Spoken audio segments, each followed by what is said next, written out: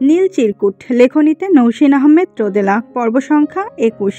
শাহবাগের ছোট্ট একটি কফি শপে বসে আছে নম্রতা। টিপ টিপ বৃষ্টি আর ঠান্ডা হাওয়ার মাঝেও দরদর করে ঘামছে সে। গায়ে থাকা গাঢ় নীল ওড়না দিয়ে কপাল আর গলার ঘাম মুছছে নম্রতা।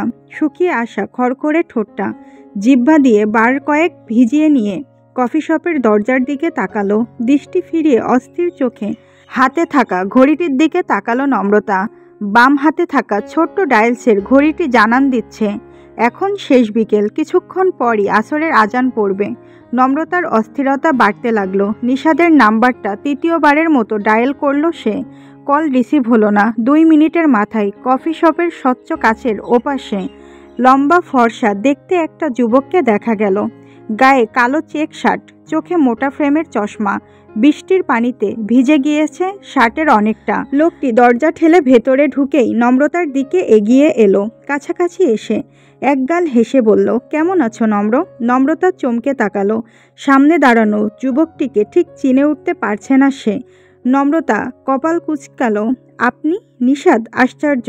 চিনতে পারছো না? নম্রতা ঝট করে উঠে দাঁড়ালো। 2-1টা শুকনো ঢোক গিলে বলল, সরি, আমি ঠিক চিনতে পারিনি। নিশাদ হাসলো। সামনের চেয়ারটা ডান হাতে টেনে নম্রতার মুখোমুখি বসলো। নম্রতার দিকে তাকিয়ে সহজ কণ্ঠে বলল, দাঁড়িয়ে আছো কেন? বসো।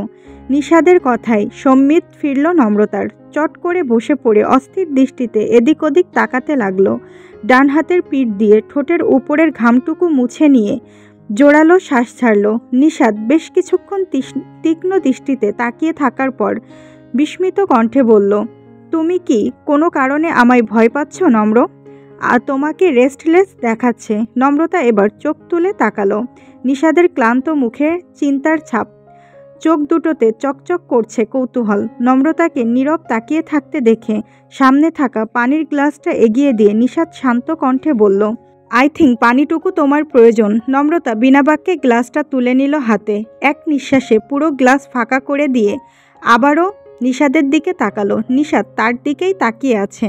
চোখে মুখে কৌতূহল, কপালে চিন্তার ভাঁজ। নম্রতা জোরালো নিঃশ্বাস নিয়ে নিজেকে শান্ত করলো। নিশাদের চোখের দিকে তাকিয়ে প্রশ্ন করলো, কেমন আছেন? নিশাদ হাসলো। টেবিলের ওপর 2 হাত রেখে সোজা হয়ে বসলো। মৃদু কণ্ঠে বলল, ভালো। তুমি কেমন আছো নম্র? ভালো, আমিও ভালো আছি। তোমাকে দেখে কিন্তু তেমনটা মনে হচ্ছে না, কেমন যেন বিধ্বস্ত লাগছে। যাই হোক, এত জরুরি তলবের কারণ কি? এনিথিং সিরিয়াস নম্র? নম্রতা অনেকটা ফিসফিসিয়ে বলল, আমি কিছু প্রশ্নের উত্তর খুঁজছি নিশাদ সাহেব। সেই উত্তরগুলো আপনার থেকেই এক্সপেক্ট করছি। আপনি কি আমায় সাহায্য করবেন? নম্রতার কথাই বেশ অবাক হলো নিশাদ। ভুরু কুঁচকে বলল, প্রশ্ন? কেমন প্রশ্ন নম্র? তোমার কথাগুলো ঠিক ধরতে পারছি না, একটু খুলে বলবে প্লিজ? নম্রতা এবার সরাসরি প্রশ্ন করল, শাহবাগ গ্রন্থাগার থেকে বেশ কিছুদিন আগে একটা বই ধার এনেছিলেন আপনি, দর্শনের বই। সেই বইটা সম্পর্কে জানতে চাইছি। নিশাদের পুরু ভ্রু আরও খানিকটা কুঁচকে গেল। অবাক হয়ে বলল, মানে? কোন বইয়ের কথা বলছো তুমি? আমি কেমিস্ট্রির টিচার, দর্শনের বই কেন আনতে যাব হঠাৎ? তাছাড়া ফিলোসফির প্রতি খুব একটা আকর্ষণও আমার নেই। আপনি বলতে চাইছেন বইটা আপনি আনেননি? না, আনিনি। কিন্তু একটা বই নিয়ে এত জিজ্ঞাসাবাদের কারণ কি? তোমাকে অস্থিরও দেখাচ্ছে। বইটার কি কোনো বিশেষত্ব আছে? যদি থেকেও থাকে, সেই বিশেষত্বটাই বা কি? নম্রতা উত্তর না দিয়ে বলল, লাইব্রেরির রেজিস্টার খাতা তো অন্য কথা বলছে নিশাদ সাহেব। ওখানে স্পষ্ট লেখা আছে কিছুদিন আগে আপনার কার্ড দিয়েই বইটা ধার নেওয়া হয়েছিল।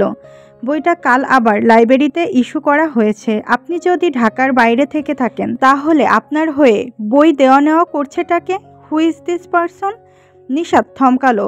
কপালে গভীর ভাঁজ নিয়ে বেশ কিছুক্ষণ নীরব বসে রইল। ভ্রু কুঁচকে নম্রতাকে পর্যবেক্ষণ করে নিয়ে বলল, সেই বইয়ের সাথে তোমার কি কানেকশন নম্র? সামান্য একটা বইয়ের জন্য এত উতলা হচ্ছ কেন? নম্রতা উত্তর না দিয়ে বলল, বইগুলো দেওয়া নেওয়া কে করেছিল নিশাদ সাহেব? নিশাদ ফুস করে নিঃশ্বাস ফেলে বলল, আমি লাইব্রেরিতে লাস্ট গিয়েছিলাম 1-2 সপ্তাহ আগে। যেদিন রাজশাহী যাওয়ার কথা ছিল সেদিন বিকেলে। সেখানে গিয়ে হঠাৎই আমার বন্ধুর সাথে দেখা। ওর কিছু বইয়ের প্রয়োজন ছিল। এদিকে আমার তারা, বাবা মাকে নিয়ে ট্রেন ধরতে হবে, তাই কার্ডটা বন্ধুকে দিয়ে লাইব্রেরিয়ানের সাথে কথা বলে আগেই রেজিস্ট্রিতে সাইন করে বেরিয়ে এসেছিলাম।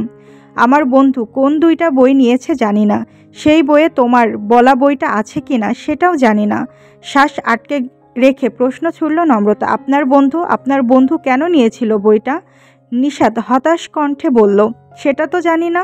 নম্রতা বলার মতো কিছু খুঁজে পেল না। মাথাটা কেমন ধপধপ করছে, তার ঘাড়ের কাছটা ঝিমঝিম করছে। নম্রতা এক হাতে কপাল চেপে ধরে চুপ করে রইল। নম্রতার ফ্যাকাশে মুখের দিকে তাকিয়ে ভয়াত্মক কণ্ঠে প্রশ্ন করল নিশাত, তুমি ঠিক আছো? নম্রতা ছোট্ট করে শ্বাস টেনে নিয়ে মাথা নাড়ল। কিছুক্ষণ চোখ বন্ধ করে বসে থেকে মাথা তুলে নিশাদের দিকে তাকালো। কপাল কুঁচকে বলল, আপনি বলতে চাইছেন বইটার সাথে আপনার কোনো সম্পর্ক নেই? আমি প্রথম থেকে এমনটাই বলছি নম্র। তাহলে আপনি আমাকে জানেন কিভাবে? আপনার কথাবার্তা শুনে মনে হয় আপনি আমার পূর্ব পরিচিত, কিন্তু কিভাবে? নম্রতার এমন কথাই যেন বেশ ধাক্কা খেল নিশাদ। অবিশ্বাস্য কণ্ঠে বলল, তুমি আমাকে এখনও চিনতে পারোনি? এজন্যই এতক্ষণ নিশাত সাহেব বলে সম্বোধন করছিলে? তোমার মুখে এমন সম্বোধন শুনে খুব অস্বস্তি বোধ করছিলাম, অবাকও হচ্ছিলাম। এবার নম্রতার অবাক হওয়ার পালা। বড় বড় চোখ দুটোতে খেলে গেল বিস্ময়ের তারা। উত্তেজিত কণ্ঠে বলল, আমার কি আপনাকে অন্য কিছু বলে সম্বোধন করার কথা? নিশাত বেশ হতাশ হলো। নম্রতার দিকে খানিক চেয়ে থেকে বলল, তোমার নাজু খালাকে ভুলে গিয়েছ নম্রতা? নম্রতা এলোমেলো মস্তিষ্ক নিয়ে চিন্তা করার চেষ্টা করলো। বেশ কিছুক্ষণ বাদে চোখ বড় বড় করে নিশাদের দিকে তাকালো। নাজু খালাকে আপনি কি করে চেনেন নিশাত সাহেব? নিশাত দুর্বোধ্য হাসলো। নম্রতা সন্দিহান কণ্ঠে বলল, নিশুদা? আপনি নিশুদা? নাজু খালার ছেলে নিশুদা? নিশাত তৃপ্তির হাসি হেসে বলল, এতক্ষণে চিনলে তবে? আমি তো প্রথম দিনই চিনে ফেলেছিলাম। নম্রতার বিস্ময় এখনও কাটেনি। সে হতভম্ব দৃষ্টি নিয়ে বলল, 14-15 বছর পর দেখা, কিভাবে চিনলেন? নিশাত হাসল, মুখ টিপে হেসে বলল, 2-3 বছর আগে আম্মুর পরিচিত এক ঘটক তোমার ছবি দেখায়। আমরা তখনও জানতাম না যে তুমি সেই ছোট্ট নমু। যথারীতি তোমার বাড়িতেও আলাপ হচ্ছিল এবং এই আলাপচারিতার মধ্যেই হঠাৎ জানতে পারলাম তোমরা আমাদের পূর্ব আত্মীয়। তোমরা পরিচিত জানার পর আম্মু তোমাকে বউ বানাতে উঠে পড়ে লাগলেন। হাজার হলেও পুরাতন বান্ধবীর মেয়ে, ব্যাপারটাই আলাদা।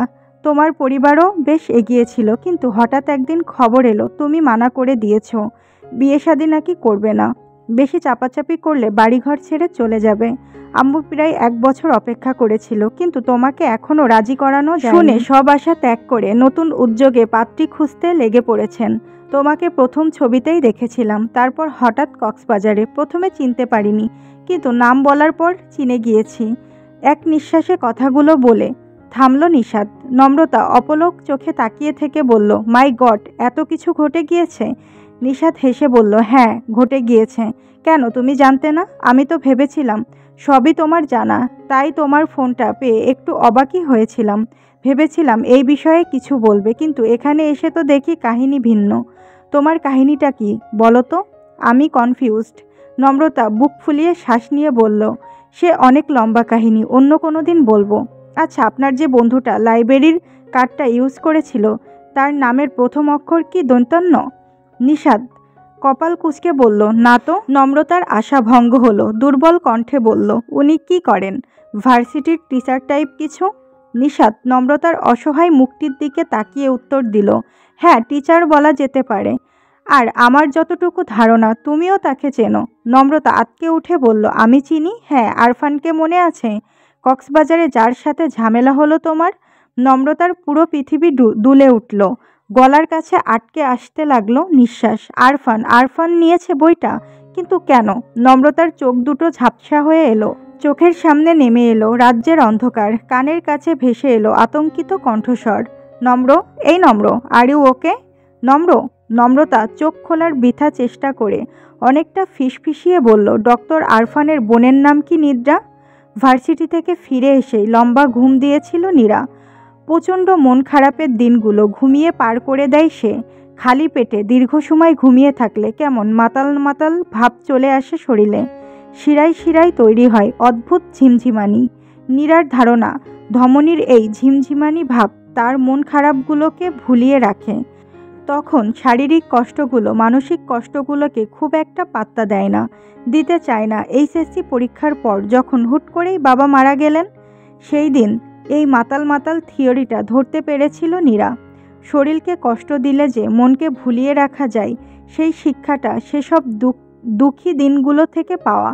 নীরা টালমাটাল পায়ে ওয়াশরুমে গেল। ঘণ্টাময় শাওয়ারের নিচে দাঁড়িয়ে থেকে ভাবতে লাগলো তার সংগ্রামী জীবনের কণ্টকাপূর্ণ পথটার কথা।